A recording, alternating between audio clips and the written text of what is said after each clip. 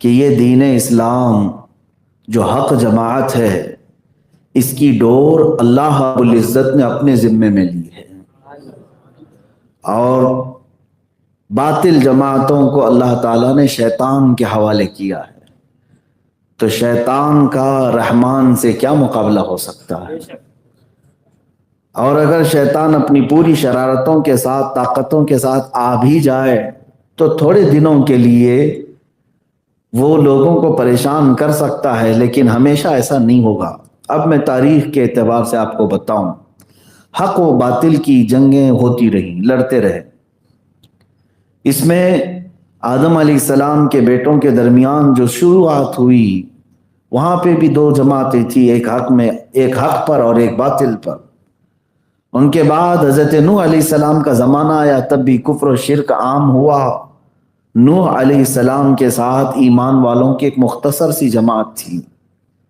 مختصر سی جماعت کا مطلب بھی یہ ہے کہ 950 سال آپ نے تبلیغ فرمائی، 80 لوگ ایمان والے تھے، 80 لوگ ایمان والے تھے، باقی اکثریت پورے کفر و شرک میں، حتیٰ کہ نوح علیہ السلام کی بیوی کافرہ تھی، بیٹا کافر ہوا۔ لیکن کیا حضرت نوح علیہ السلام کی اس دعوت کو ختم کر دیا گیا؟ کئی مرتبہ ایسا ہوتا کہ ان کی بیوی خود انہیں گرفتار کر کے اوباشوں کے ہاتھ میں دے دیتی، اور وہ حضرت نوح علیہ السلام کو زد و کوب کرتے۔ کئی مرتبہ آپ پر انہوں نے سخت ترین حملے کیے، زخمی کیا۔ ان سالوں میں بہت مرتبہ نوح علیہ السلام آزمائش سے گزرے، لیکن وہ وقت بھی آیا جب حق و باطل کا فیصلہ ہونا تھا۔ اللہ رب العزت کی بارگاہ میں نوح علیہ السلام نے دعا کی، فدعا ربہ انی مغلوب فانتصر۔ انہوں نے دعا کی اپنے رب سے کہ اللہ مجھ پر یہ غلبہ پا رہے ہیں، یہ بڑھتے جا رہے ہیں، تو مدد نازل فرما۔ ففتحنا ابواب السماء بماء منہمر۔ اللہ تعالیٰ فرماتا ہے پھر ہم نے آسمان کے سارے دروازے کھول دیے پانی کے لیے، اور ایسا پانی برسایا۔ وَفَجَّرْنَا الْأَرْضَ عُيُونًا فَالْتَقَى الْمَاءُ عَلَى أَمْرٍ قَدْ قُدِرَ۔ اللہ فرماتا ہے آسمانوں کے دروازے بھی کھول دیے اور زمینوں کو بھی پھاڑ دیا، یہاں سے بھی سوتے نکلے۔ اتنا پانی آیا کہ دنیا میں کوئی پہاڑ بھی باقی نہیں رہا، سب غرق ہو چکے تھے۔ اب اللہ رب العزت کو جنہیں بچانا ہے انہی کو بچاتا ہے۔ وہی 80 لوگ ایمان والے جو حق جماعت میں تھے، وہ صحیح سلامت اس طوفان نوح سے نکل آئے۔ کئی دنوں کے بعد اس کشتی سے جب باہر آئے تو اس دنیا میں جو باقی تھے وہ صرف ایمان والے ہی باقی تھے۔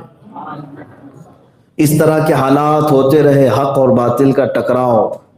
آپ کو پھر تاریخ میں لے جاؤں تو سیدنا ابراہیم علیہ الصلوۃ والتسلیم کے ساتھ بھی حق اور باطل کا ہی تو ٹکراؤ تھا۔ باطل کتنی طاقت جمع کرتا ہے میں آپ کو بتاؤں، کتنی طاقت اور قوت۔ سیدنا ابراہیم علیہ السلام کو ختم کرنے کے لیے انہوں نے دنیا کی سب سے بڑی آگ جلائی، یہ سب کو پتا ہے، اور اتنی بھیانک آگ لگائی کہ اس کے شعلے آسمان تک پہنچ رہے ہوں، اس کی گرمی کافی دور تک، یہاں تک کہ کوئی قریب نہیں جا سکتا تھا۔ اگر کوئی پرندہ بھی ہوا میں اڑتا اس آگ کے آس پاس تو جل جاتا تھا۔ اتنی بھیانک آگ لگائی صرف حضرت ابراہیم علیہ السلام کو اس میں جھونکنے کے لیے۔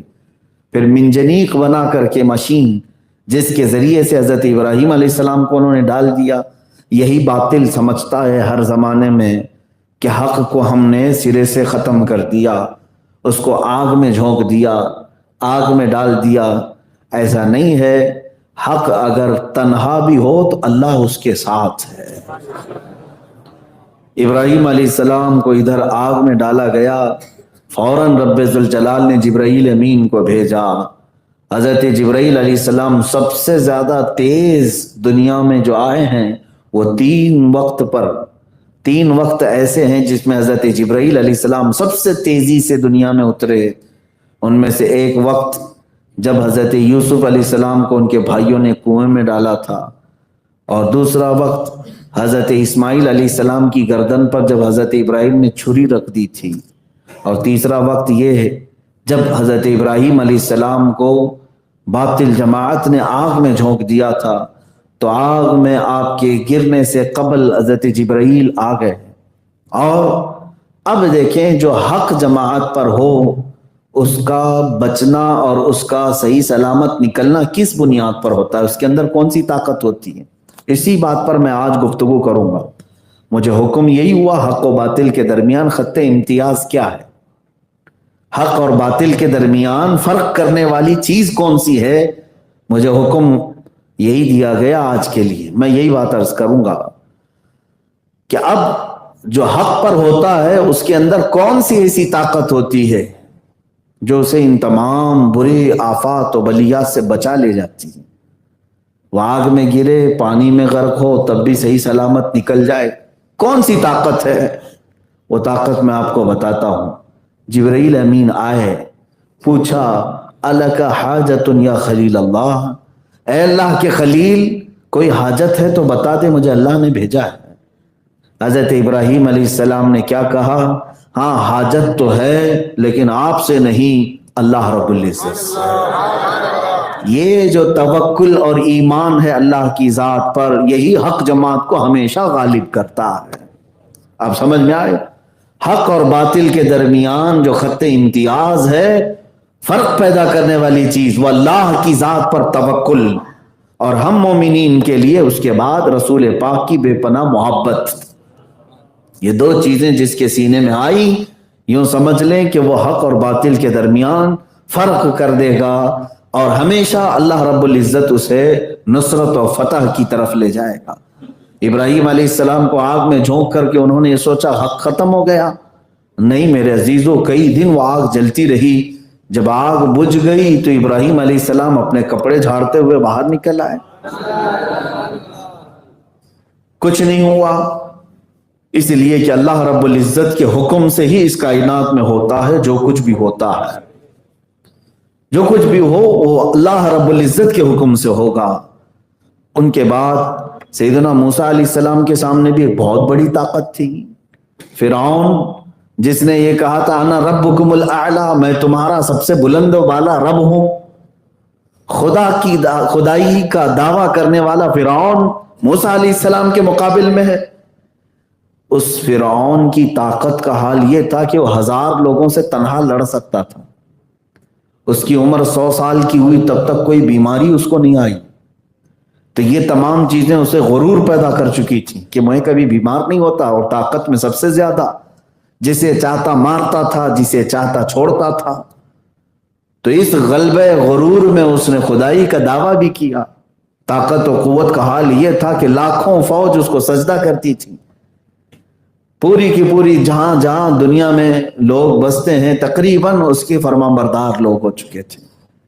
اب آپ اندازہ کریں اتنی بڑی طاقت و قوت کے سامنے اللہ رب العزت نے موسیٰ کلیم اللہ علیہ الصلوۃ والتسلیم کو میدان میں اتارا۔ سیدنا موسیٰ علیہ الصلوۃ والتسلیم جب فرعون کے مقابل میں آئے تو حضرت موسیٰ علیہ السلام کے پاس کون سی بڑی جماعت تھی؟ نہیں میرے عزیزو، چند مومنین کی جماعت تھی، اور وہ بھی بنی اسرائیل، ڈرتے بھی زیادہ تھے، ڈر ان کے اندر بہت زیادہ تھا۔ حضرت موسیٰ علیہ الصلوۃ والتسلیم کئی مقابلے ہوئے، جادو کے ذریعے سے معجزے حضرت موسیٰ علیہ السلام نے دکھائے۔ آخر میں وہ وقت بھی آیا جب فرعون نے اپنی پوری لشکر کے ساتھ موسیٰ علیہ السلام کو ختم کرنے کے ناپاک ارادے سے نکلا، اور تقریباً 1 لاکھ سے زیادہ کی فوج لے کر موسیٰ علیہ السلام کے ساتھ 40 یا 70 لوگ تھے، ان کے پیچھے 1 لاکھ کی فوج نکلی ہے۔